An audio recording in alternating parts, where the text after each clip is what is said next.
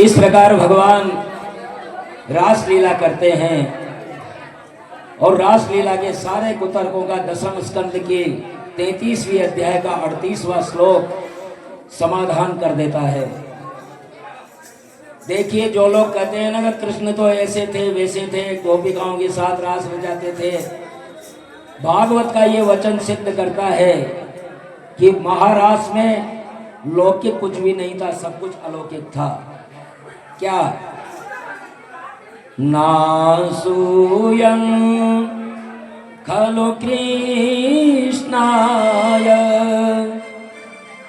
मोहितास्तस्य मायया मन्यमाना स्वया स्वहस्तान् स्वान् स्वान् धारान् विस्मृजोकश।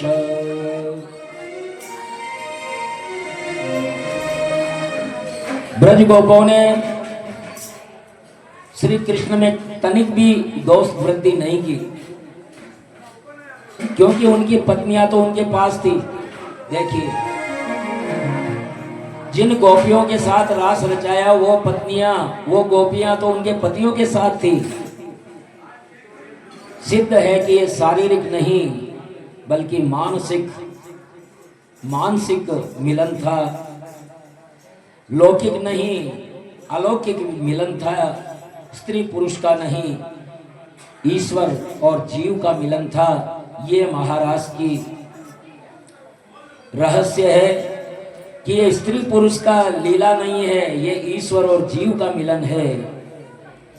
विक्रीडितं ब्रजवधूभिरिदं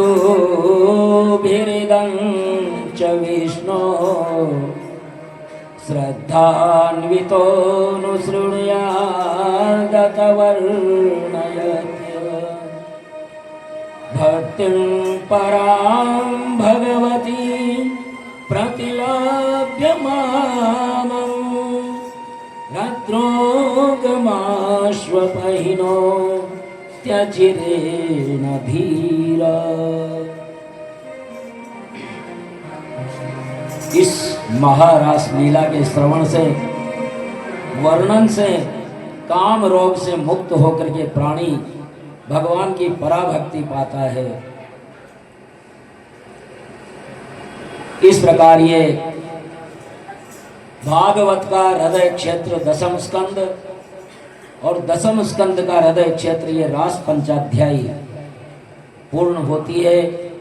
सुखदेव जी कहते हैं, एकदा देवयात्रायां गोपाला जात कौतुका अनोभिरञ्जुयुक्ते प्रययुस्तेऽम्बिकावनम्।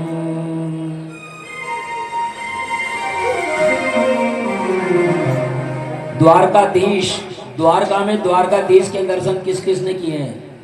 हाथ खड़ा करें। क्या बात है। ये बांसवाड़ा का प्रताप है, बांसवाड़ा की सीमा पर गुजरात है। तो द्वारकाधीश के मंदिर में प्रवेश करते ही अंबिका का मंदिर आता है, प्रवेश करते ही अंबिका का मंदिर आता है। ये अंबिका श्री कृष्ण की इष्ट लक्ष्मी, इष्ट देवी है, भगवान कृष्ण की इष्ट देवी है। और एकदा देव यात्रायाम गोपाला जात को देव यात्रा, अंबिका वन की यात्रा, वो अंबिका वन कहते हैं। जैसे नैमिषारण्य है वैसे ही वो अंबिका अरण्य है। तो वहाँ शक्तिपीठ में अंबाजी मंदिर जो है गुजरात में, अंबाजी मंदिर, वो अंबाजी मंदिर ये भगवान कृष्ण की इष्ट देवी हैं और ये शक्तिपीठ भी है।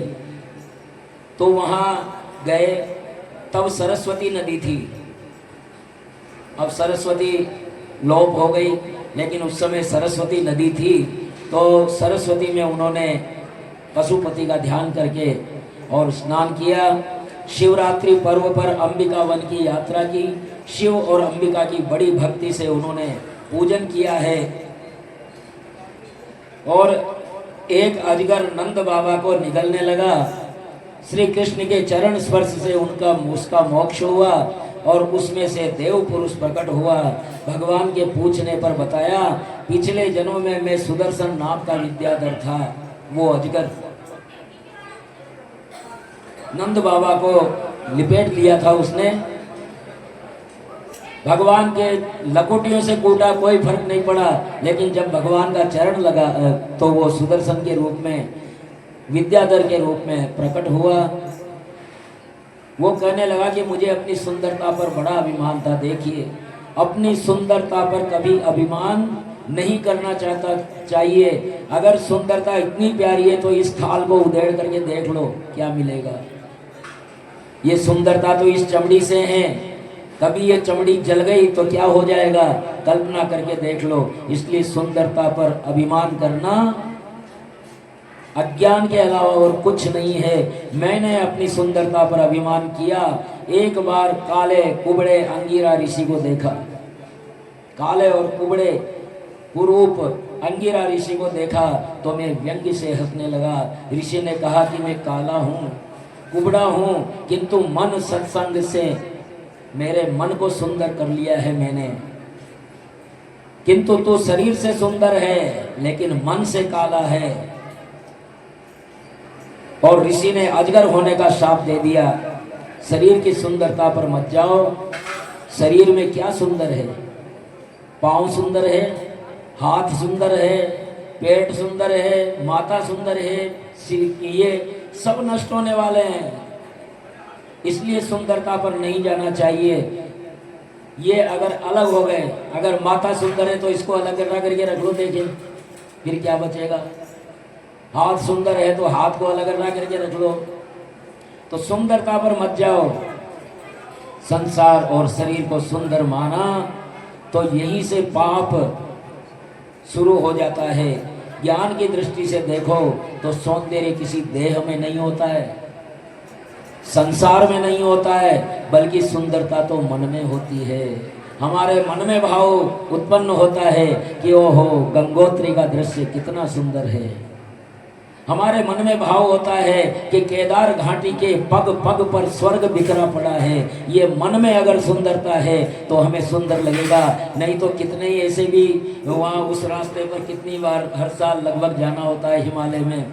लोग बात कहते हैं अरे कहाँ आ गए मौत के मुंह में। रो रही थी बुरी तरह से, मैं तो बच्चों को छोड़ करके आई हूँ, अब इधर से वापस भी जा पाऊंगी कि नहीं जा पाऊंगी, कहाँ आ गए, यहाँ तो पग पग में मौत बिखरी पड़ी है। अरे मैंने कहा माता जी, ये स्वर्ग है, देखो चारों तरफ कितनी सुंदर छटा बिखरी हुई है। अरे सुंदरता गई भाड़ में, मैं तो पग पग में मृत्यु देख रही हूँ। अब ये मन की सुंदरता है, उनके मन में वही था। लेकिन जिनके मन में सुंदरता है वो उस प्रकृति में भी परमेश्वर को देखेंगे। तो सुंदरता मन में होती है, शरीर में नहीं। इसलिए सत्कर्म करने के बाद नंद बाबा सो गए। इस प्रकार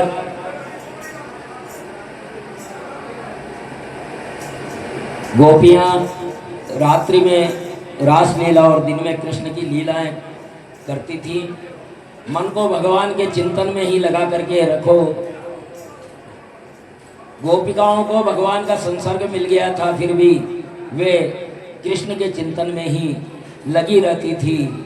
इसलिए यदि सिद्धि भी मिल गई ना, तब भी साधन छोड़ना नहीं चाहिए, क्योंकि साधन छूटा तो फिर भूत मिल जाएंगे और वो हमें भटका देंगे। और वो वेणु गीत के रूप में प्रसिद्ध है, वो गोपिकाएं रात दिन गुनगुनाती रहती है। वाम बाहु कृत वाम कपोलो वर्गित भ्रूरधरार्पित वेणु कोमलांगुली विराश्रित मल्ल गोप्या इरीरयति यत्र मुकुंद श्री कृष्ण गोविंद हरे मुरारे। श्री कृष्ण गोविंद हरे मुरारे। हे नाथ नारायण वासुदेव, हे नाथ नारायण वासुदेव श्री कृष्ण गोविंद हरे मुरारे। श्री कृष्ण गोविंद हरे मुरारे। इस प्रकार गोपिकाएं भगवान श्री कृष्ण के ही ध्यान में रहा करती थी। परीक्षित जिस समय एक दिन ब्रज में प्रवेश कर रहे थे भगवान, वहां आनंदोत्सव की धूम थी।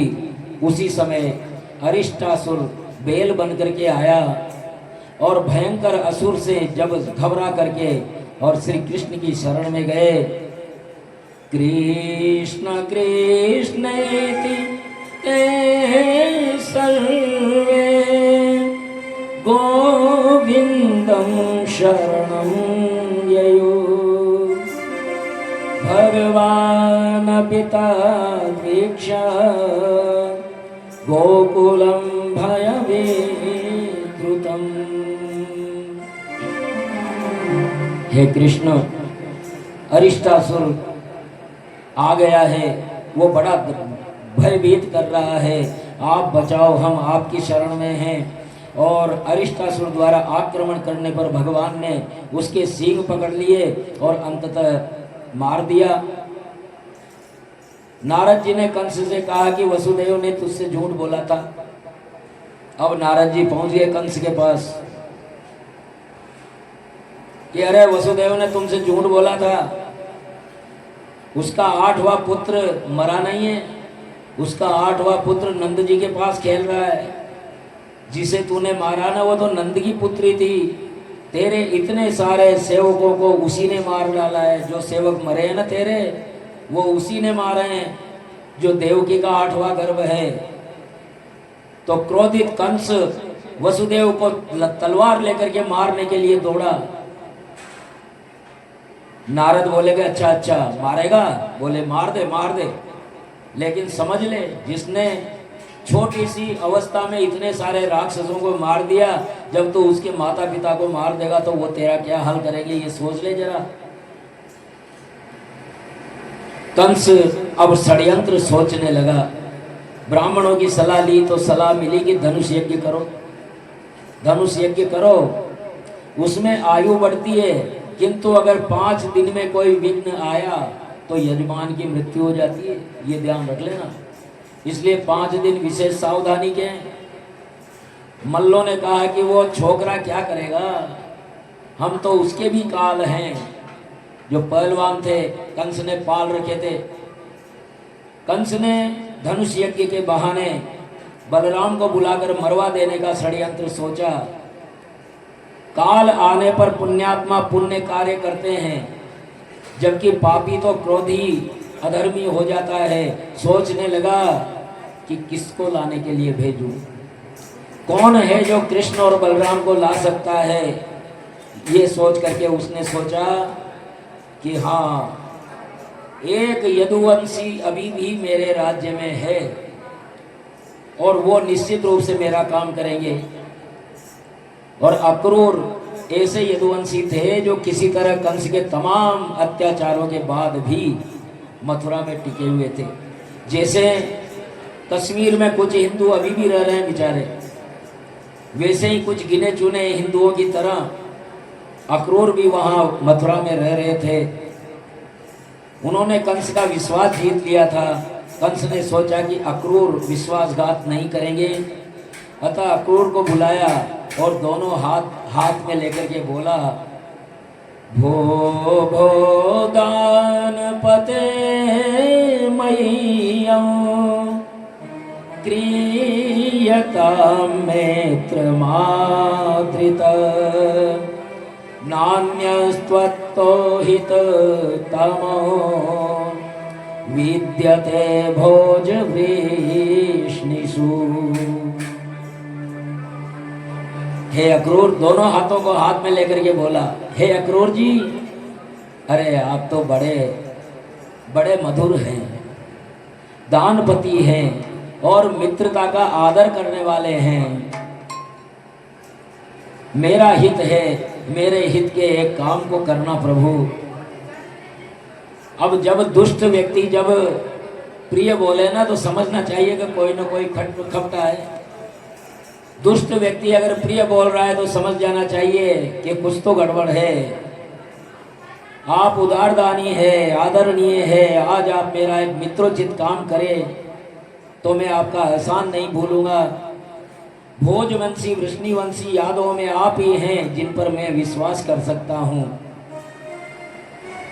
अक्रूर जी ने सोचा कि ये दुष्ट आज इतना प्रिय बोल रहा है, क्या बात है। तो कंस बोला, गच्छ नंद व्रजं तत्र सुतावानक दुन्धुवे आसाते ताविहानेन रथेनानयमाचिरम्। हे अक्रूर जी, आप नंद गांव में जाइए, नंद के व्रज में जाइए और वहाँ से राम कृष्ण जो वहाँ है नंद के पुत्र, उनको लेकर के आइए। वे मेरी मृत्यु का कारण है, उन्हें ले आओ। और ज़्यादा बात मत करना, वहाँ केवल ये कहना कि वे लोग धनुष यज्ञ के दर्शन और यदुवंशियों की राजधानी मथुरा देखने के लिए ही आए। राम श्याम को मैं मार डालूंगा। अक्रूर जी ने कहा कि कर्म हमारा है, फल नहीं, फिर भी मैं आपकी बात मानूंगा, मैं जाऊंगा। कंस साक्षात अपनी मृत्यु को ही आमंत्रण दे रहा है। देखो, जब मृत्यु आती है ना तो स्वयं ही ऐसे उपाय कर लेता है कि उसकी मौत आ जाती है। अब कंस जाने अनजाने अपनी मौत को ही आमंत्रित देने के लिए अक्रूर जी को भेज रहा है, आमंत्रण देने के लिए। व्यास जी के शिष्य, और देखो एक मृत्यु किस तरह से आती है। व्यास जी के एक शिष्य थे, उन्होंने पूछा कि गुरुजी मेरी मृत्यु कब होगी, मेरी मृत्यु कब होगी। तो व्यास जी ने कहा कि क्या करेगा जान करके, किंतु दास ने जिद पकड़ ली। व्यास जी बोले कि भाई यमराज जाने, तो कहा चलो यमराज के पास। यमराज के पास ले गए। व्यास जी तो व्यास जी थे, यमराज के पास ले गए। उनसे पूछे कि भाई इसकी मृत्यु कब होगी। तो यमराज ने कहा कि मृत्युदेव जाने, मृत्युदेव जाने। मृत्युदेव के पास गए तो मृत्युदेव ने कहा कि प्रारब्ध जाने। प्रारब्ध के पास गए, यानी विधाता के ब्रह्मा जी के पास गए तो ब्रह्मा जी ने कहा, देखिए ब्रह्मा जी ने कहा कि मैंने लिखा था कि व्यास, यमराज और मृत्युदेव मेरे पास लेकर के इसको आएंगे तभी मृत्यु होगी। अब आप तीनों इसको लेकर के आ गए तो इसकी मृत्यु हो जाएगी, और वही मृत्यु हो गई। तो ये कंस भी अपनी मृत्यु को आमंत्रण देने के लिए अक्रूर को भेज रहा है। अक्रूर जी तो कृष्ण दर्शन के लिए अधीर हो रहे थे। प्रातः संध्या का वंदन करने के बाद रथ पर गोकुल प्रस्थान किया। सोच रहे थे कि मेरा बड़ा सौभाग्य है कि मैं वह उनके चरणों के दर्शन करूंगा। मैं तो अपात्र हूँ, पापी हूँ, अधम हूँ, क्या वे मुझे अपनाएंगे? मेरा अगर वो मुझे अपना लेंगे तो मेरा जन्म सफल हो जाएगा। मानसिक संकल्प में बड़ी शक्ति है। इस प्रकार अक्रूर जी बड़े प्रेम से मन ही मन भगवान की स्तुति करते हुए जा रहे हैं। संध्या काल को गोकुल पहुंचे। श्री कृष्ण के चरण चिन्ह देख करके व्याकुल अक्रूर चरणों की धूल में लोटपोट हो गए। श्री कृष्ण ने चाचा जी कह करके प्रणाम किया, आलिंगन किया। शुभ संकल्प अवश्य ही पूर्ण होते हैं। अब अक्रूर जी नंद जी से बोले, आप सबको कंस की ओर से आमंत्रण देने आया हूं। मथुरा में धनुष यज्ञ है, आप अपनी व्यवस्था से आए, किंतु कृष्ण और बलराम को मेरे लिए छोड़ दीजिए। मैं स्वर्ण के रथ पे इनको ले जाने के लिए आया हूँ। नंद बाबा बोले कि मैं कंस को कर देता हूँ, इसलिए रथ भेजा। नंद बाबा ने पूरे गोकुल को संवाद भेजा, तैयारी की। यशोदा को बड़ा दुख हुआ, कन्हैया नहीं तो गोकुल उजाड़ हो जाएगा। नंद बाबा समझाते हैं कि यशोदा, ये कृष्ण कब हमारा था? ये तो देव की वसुदेव का पुत्र है। ज्ञान धारण करो देवी। किंतु मैया रोने लगी, कैसे जी पाऊंगी मैं कन्हैया के बिना? माता को नींद नहीं आई। कन्हैया ने आश्वासन दिया कि माँ मैं वापस आऊंगा। कब ये नहीं कहा। जब गोपिकाओं को समाचार मिला तो दौड़ पड़ी, मार्ग अवरोधन कर दिया। मार्ग अवरोधन कर दिया, रास्ता रोक लिया। राधिका जी को प्रथम वियोग हुआ तो अचेत हो गई। जैसे ही राधिका जी ने सुना कि कन्हैया जा रहे हैं तो सुनते ही वो अचेत हो गई। अचेत अवस्था में ही कहने लगी, प्यारे हमारा त्याग ना करो, हे कृष्ण हमारा त्याग ना करो, हमें छोड़ करके मत जाओ, हे कृष्ण। अक्रूर जी रथ में राम बलराम को बिठा करके लेकर के आए हैं, कृष्ण और बलराम को, और आगे